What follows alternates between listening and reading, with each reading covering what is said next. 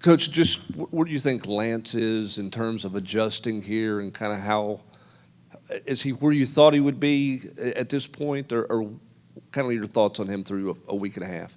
Yeah, I mean, I think he's adjusting really, really well. I think he's done it the right way, kind of stayed quiet, learned, interjected when he needed to, has flashed some really, really good bright spots. Is still young. We're still, working on some things technique-wise, but, man, he comes to work every single day. The room loves him. When you have to jump in and go at the tempo piece of it, sometimes there's a little bit of adjustment, but, man, I think he's right on schedule, right where he needs to be. Enjoy getting to walk in every day and see his face in the meeting room for sure. Coach, obviously, I think you guys, again, this offseason are trying to look for your options behind Cooper at center. A couple of those young guys, Vyson and William, seem to be getting a lot of reps there. How is that progression for them, and has that been hard for those guys because they weren't centers in high school and are having to kind of learn that position? Yeah, I think there's a transition piece, obviously, with snapping the football that they've put in the time, and they're working their butts off at it for sure. Vyson's, got to take steps. Physicality and movement and all those things. And I think he's made a big effort. He knows, man, the spotlight's on him. Guys in the room are on him. And he's got broad shoulders, and he's fighting and straining and competing every day and doing a great job. And Sat, man, it's tough to walk in from high school and all of a sudden at times you're taking some pretty heavy reps against Big E or Amari. That's a tall task, and he's fought through every bit of it, man. The guy's got a great attitude. Just really proud of him. Obviously related to Lance coming in, John slipped over to the right side. I think he played there some at Miami, right? But how's that transition gone? Is that a pretty seamless thing since he's a veteran? Or? Yeah, man, credit to him. That guy's put a ton of work in, both on the field, adjusting, and mentally, and has been a great leader while doing it. I can't say enough good about him. Like, man, it's not guys have done it here. It's not as easy as you want it to be, and if you don't put in the time and effort, man, sometimes it's a tougher transition. He's been awesome. Man, can't say enough good about it. Last year, you had Ollie kind of step up and obviously play some center. I know Dane's a guy that can play some center, guard, tackle. To have a guy like that who's been in the program for several years that can be a swing guy, how important was he to this specific O-line room?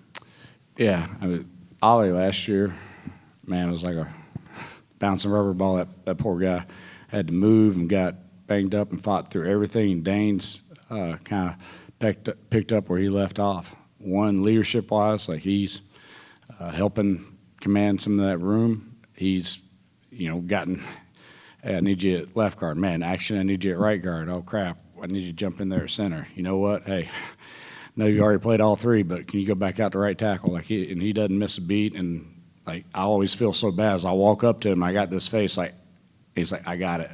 And he knows that, man, I got to bounce over here for us to be our best at practice today. And shoot, man, he just goes out and does it. And I think earns the respect of that room, the way he fights through it every single day and doesn't say a word and just knows everything so stone cold. With Lance Hurd, what about his skill set makes him a good fit for this offense, and what's going to be the biggest challenge for him in it? I think, one, man, the guy's got unbelievable length and natural ability, so protecting the passer is going to be a big improvement, and he's just a big human. The ability to go move four eyes in the run game, I felt like Nell, that's where he changed our run game a lot, that he could go and just den a four eye. I feel like Lance is going to have that ability too. I don't know if it's necessarily the offense or just, man, he's still – he got to LSU in the summer, had to play in the fall. Like, he's really just going through his first offseason. So some of the intricacies of just, man, learning the game inside and out. Like, he knows it, but there's nothing you can I don't know, like experience and reps just build that bank of what's going on, how to adjust certain situations. So I think that's just part of his growth and development. I know Dane is versatile, but is he specifically working at guard this spring or a little bit all over? And then at 2, how is Sham looking on the inside? Yeah, probably taking the majority of reps at guard. Still with the ability, like I said, we talked about, to go wherever, whenever. Sham is taking steps. He's got to continue to work on pad level. He has got some supernatural ability to be able to redirect and kind of get out of bad body positions. It's still, for him, it speeds up. The closer you get to the ball, the game speeds up for you. There's more going on. It happens faster. So that part of it's a little bit of an adjustment for him. But he's, again, poor guy, man, he's had to play some guards, had to go back out to tackle. Never blinked, has an unreal attitude. You see Sham before practice, and that guy's ready to run through a wall, and he goes and attacks it. So that's all you can ask, and he'll keep taking steps, hopefully have a great scrimmage. Specifically to the guard spot, with not having Spraggins out there, is there somewhat of a blessing in that, from the standpoint it forces you to build more depth and create more competition? And what does your competition at guard look like? For sure, that's the silver lining. We're building the depth. The young guys are getting tons and tons of reps, tons of looks. I told them all the day before the first day at pads, I was like, man, there's probably going to be some dark moments here for the next 3 weeks. There's going to be light at the end of the tunnel. You will be better for it. We will be better as a team for it. And, man, when we get to fall camp, our depth will be right where you want it. Right now, at guard, Lamp's had a real solid spring at right guard. Dane's as reliable and dependable as it can get at left guard. Like, we really haven't missed a beat with those two. And then, you're just trying to build that depth, get Sham to continue to take steps. Bus has to take steps. Max has come in and done a really nice job again, having to play inside and out. So that's, those are the guys. You feel like you get Andre, you get Spraggs back. Now you create some competition at that one spot.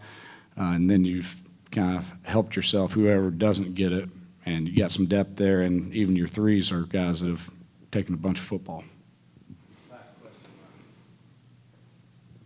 What did you guys see in Trevor Duncan that sort of made him a natural fit to move to the offensive line, and how's that transition gone so far? Man, really long and athletic, smart. That's it's pretty good combination there. I truly think he may have he showed up at my house with some of the other linemen for dinner, and I was like, man, typically if you're a D lineman, you're running away from the O-line coach. You ain't get anywhere near that guy. So I don't know. I think it's been a good transition for him. Great kid. He's so long, athletic. He's built like a tackle.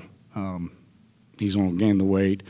The transition of learning and the different, it's a different process.